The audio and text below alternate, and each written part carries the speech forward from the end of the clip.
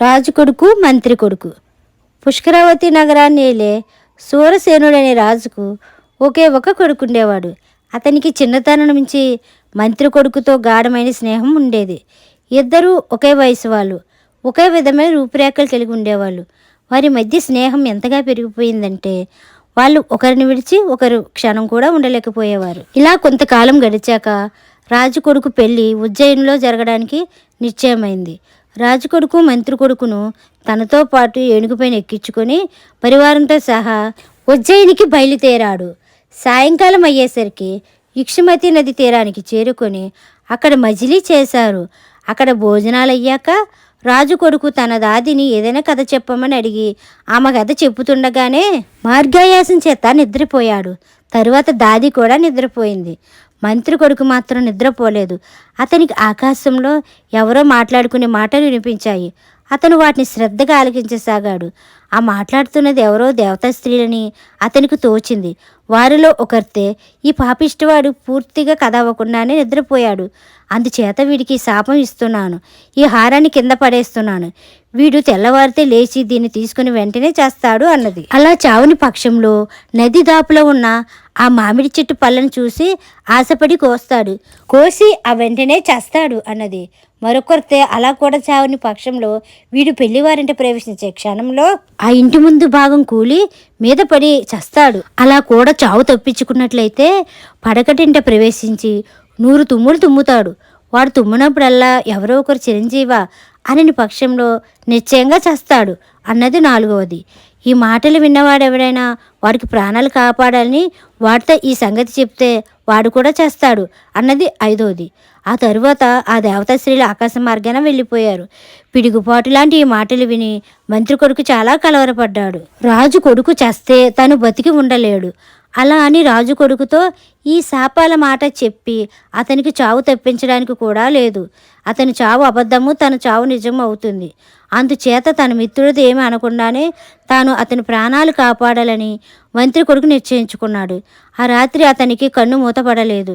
తెల్లవారింది. అందరూ బయలుదేరారు. రాజు కొడుకు నేల మీద ఏదో హారం కనబడింది. అతను దాన్ని తీసుకోబోతుంటే మంత్రి కొడుకు అడ్డుకొని దాన్ని తాకకు, అదేదో మాయాహారంలాగుంది. కాని పక్షంలో దాన్ని మన సైనికులలో ఎవడో ఒకరు చూసి ఎప్పుడో తీసుకుని ఉండేవాడు అన్నాడు. ప్రాణమిత్రుడి మాట తీసేయక రాజు కొడుకు ఆ హారాన్ని వదిలేశాడు.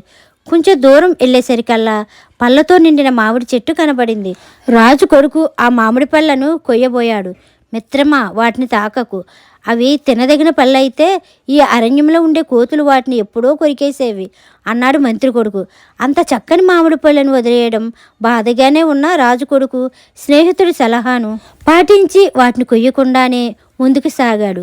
తర్వాత రాజు కొడుకు ఉజ్జయిని చేరి పెళ్లివారింట ప్రవేశించబోతుండగా మంత్రి కొడుకు అతన్ని వెనక్కు లాగేశాడు. ఆ క్షణంలోనే ఆ ఇంటి ముందు భాగం కుప్పకూలింది. ఎలాగో పెళ్లి జరిగిపోయింది. ఆ రాత్రి రాజు కొడుకు పడక గదికి వెళ్ళాడు. మంత్రి కొడుకు ముందుగానే ఆ గదిలో ప్రవేశించి దాగి ఉన్నాడు. రాజు కొడుకు పక్క మీద నడుము వాల్చుతుండగానే తుమ్మనారంభించాడు. అతను వరుసగా 100 సార్లు తుమ్మాడు. ప్రతిసారి మంత్రి కొడుకు చిరంజీవా అన్నాడు. 100 సార్లు అలా చిరంజీవ అన్న మీదట మంత్రి కొడుకు పరమానందమైంది. అతను తాను దాగి ఉన్న చోట నుంచి పైకి వచ్చి రాజు కొడుకు చూస్తుండగానే ఆ గది నుంచి బయటికి వెళ్ళిపోయాడు.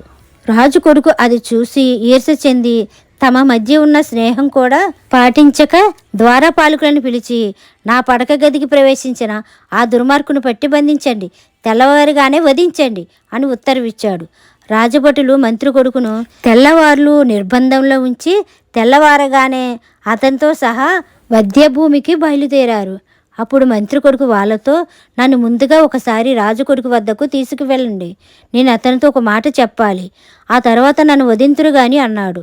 అతను ఇలా అంటున్నాడని వాళ్ళు వెళ్ళి రాజు కొడుకుతో చెప్పారు. అతని మంత్రులు కూడా మంత్రి కొడుకు చెప్పేది వినమని చెప్పారు. రాజు కొడుకు మంత్రి కొడుకుని పిలిపించి అతని నోట జరిగిన సంగతంతా విన్నాడు.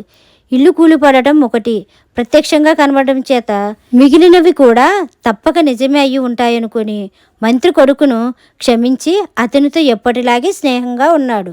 ఈ కథ కనుక మీకు నచ్చినట్లయితే like, share, subscribe to Durgapriya official. Thanks for watching.